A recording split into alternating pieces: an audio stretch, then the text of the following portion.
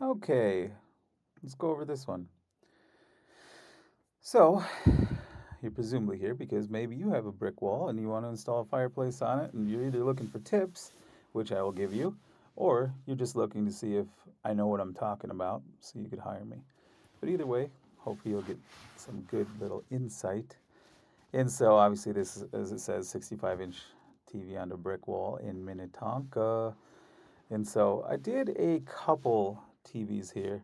Super great couple. I mean, if you've watched any of my other videos, I reiterate it over and over.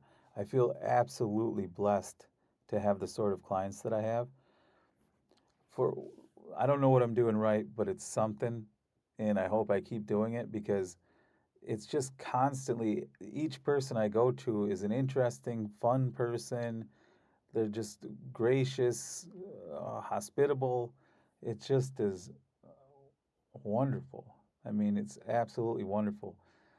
You know, it makes having a home service business way better than it would be if, let's say, I don't know, you're dreading every single service call. Like, oh God, I gotta go meet some more people. That would be. I hope anybody that feels that way might come across one of my videos, and then maybe it'll help you change how you view things. If you if you view it as like, oh my God, I can't wait to see who I'm gonna meet today, you know, then it's fun. On the way to the job, you're like excited instead of uh, like I don't know, nervous, tension, or anxious because you have to be in a person's home and you feel a little, I don't know, awkward about it, especially when you're doing work. I mean, you're doing work to their home, and so there would be a little awkwardness, and I've definitely felt that before, for sure. But after I've had 6,000 clients and obviously even more TVs installed than that. After the first 100 or so, you're kind of in the zone, and so. But this one on a brick. So what I use generally here is I use a bracket. Well, it depends. Sometimes people have their own bracket, and sometimes they'll buy a bracket from me. But I always use a bracket that I know I can position so that I can go in with expansion anchors in the mortar. So that way I'm not drilling into the brick at all. And but what I do is why I use expansion anchors is because you can get the same holding capacity. Well, first for what is it, 65? Yeah, kind of looks like a 55. Maybe I need to adjust that, but I could look at it. I don't think it's that important. 65 or 55, they're the same weight basically. They're around 50 pounds. And so you could mount it any number of a dozen ways and it'd be way more secure than you'd need for a 50-pound object. But I mount everything as if I'm mounting a car to the wall, right? In a museum or something. And so I use expansion anchors. That way, when I go into the mortar here, obviously I went in back here, but if you see the mortar here, that way when you put your 3/8 inch hole, say that 10 times, and then you put the expansion anchor in, you hammer it in, or I never bring my hammer in because it's not needed. I just pound it in with the uh, the butt of my drill, which is the battery. Generally, I use that because, if you're on the porcelain tile or stacked stone or even drywall or plaster, if you use a hammer, sometimes you'll just nick the wall. And like I always tell my service technicians, the best way to not make a mistake is to never put yourself in a position where a mistake could be made. And so if you're using just the rubber butt of the drill, you know, it's a softer surface and still does the job of pounding in a expansion anchor, which doesn't take any force at all.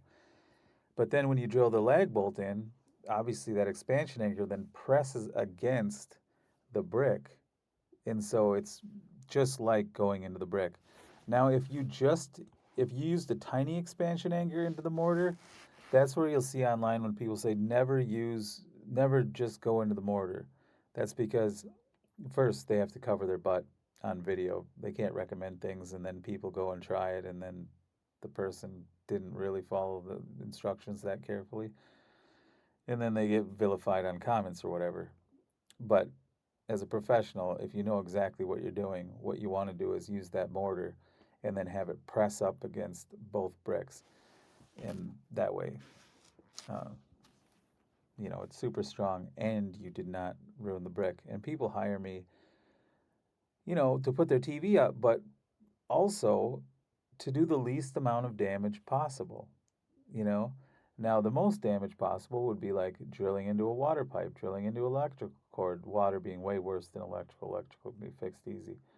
But drilling into a water pipe would be the probably the worst case scenario that I can think of. And so, I mean, if I don't know how a person would do it, but I've seen videos online of homeowners. The whole thing, the whole floors flooding and stuff, that'd be such a nightmare. You'd have to go shut off your main water valve, but by the time you got downstairs to do that, you'd have a big mess and probably have to replace the carpeting. Who knows?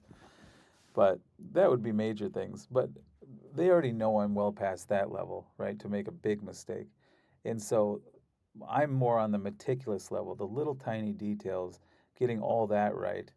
That's why people hire me because, well, like videos like this where I just talk freely about these things, or the sort of writing that I have on my website, or the tons of examples they can look through. That's all to give confidence in you to hire me because then you'll know that it's one less thing I have to worry about. This guy knows what he's doing. He can just do his job and it'll be done with because they've got a lot of other things to worry about in their life, especially because we get a lot of people who are just moving into a new home. And so if they can get that one thing, just get the TVs up, that's checked off the list. Get the blinds up, getting the curtains up. Can you put these shelves up? Can you hang this artwork? Can you hang this super heavy mirror?